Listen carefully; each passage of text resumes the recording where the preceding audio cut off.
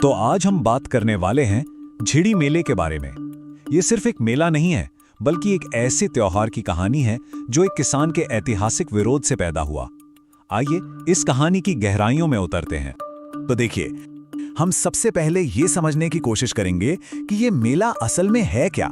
इसके बाद हम चलेंगे सदियों पुरानी कहानी में, जानेंगे उस किसान के बलिदान के बारे में और ये भी देखेंगे कि उनकी विरासत आज भी कैसे जिंदा है। और हाँ, आखिर में हम इस बात पर भी गौर करेंगे कि ये कहानी आज भी इतनी मायने क्यों रखती है।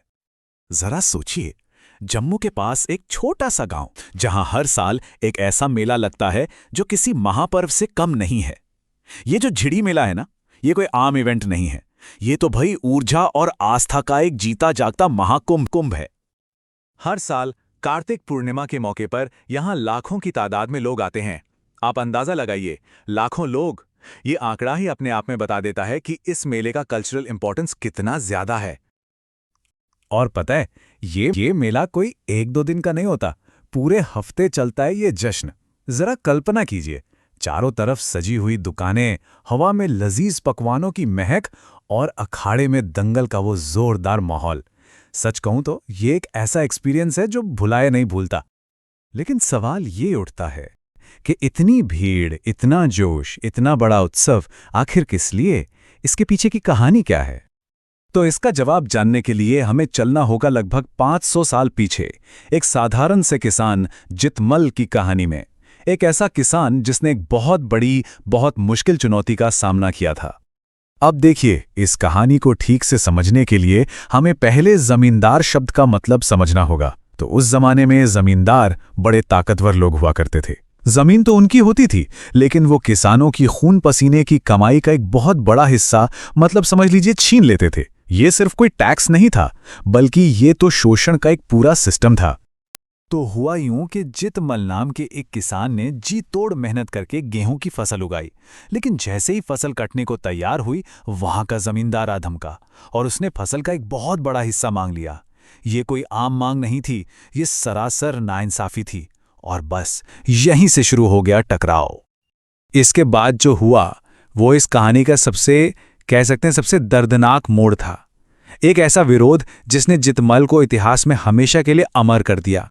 जमींदार अपनी जिद पर अड़ा रहा, पर जितमल ने भी हार नहीं मानी। उन्होंने उस जुल्म के आगे सिर झुकाने से साफ इनकार कर दिया और फिर उन्होंने उसी गेहूं के ढेर पर अपना बलिदान दे दिया जिसकी वो रक्षा करना चाहते थे।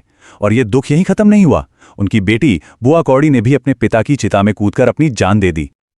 और इसी महान बलिदान ने जितमल को बाबा जित्तो बना दिया। आज लोग उन्हें एक शहीद के तौर पर पूछते हैं, एक ऐसा प्रतीक जिन्होंने किसानों पर हो रहे जुल्म के खिलाफ अपनी आवाज बुलंद की थी। तो चलिए अब देखते हैं कि ये ऐतिहासिक बलिदान आज के झिड़ी मेले से कैसे जुड़ता है।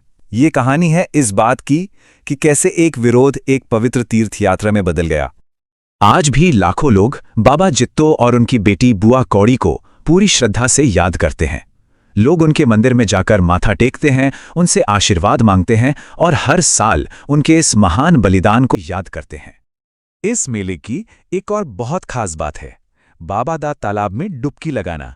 ऐसी मान्यता है कि इस तालाब के पानी में बीमारियों को ठीक करने की शक्ति है और यही वजह है कि ये जगह आस्था का एक बहुत बड़ा केंद्र बन गई है। तो अब हम इस विश्लेषण के आखिर में पहुंच गए हैं।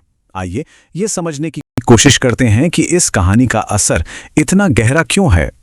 ये सिर्फ एक पुरानी घटना नहीं है, इसके पीछे एक बहुत ही पावरफुल मैसेज छिपा है। देखिए, एक तरफ था जुल्म और नाइंसाफी और दूसरी तरफ आज वही कहानी श्रद्धा और उत्सव का प्रतीक बन गई है। बाबा जित्तो का बलिदान हमें यही सिखाता है कि कैसे एक ऐतिहासिक अन्याय के खिलाफ उठाई गई आवाज एक मजबूत और अमर विरासत बन सकती है। और अंत में एक सवाल, आखिर न्याय, बलिदान और यादों में ऐसी कौन सी ताकत होती है कि किसी एक इंसान का एक कदम सदियों तक लाखों लोगों के लिए प्रेरणा का स्रोत बना रहता है? ये वाकई में एक सोचने वाली बात है।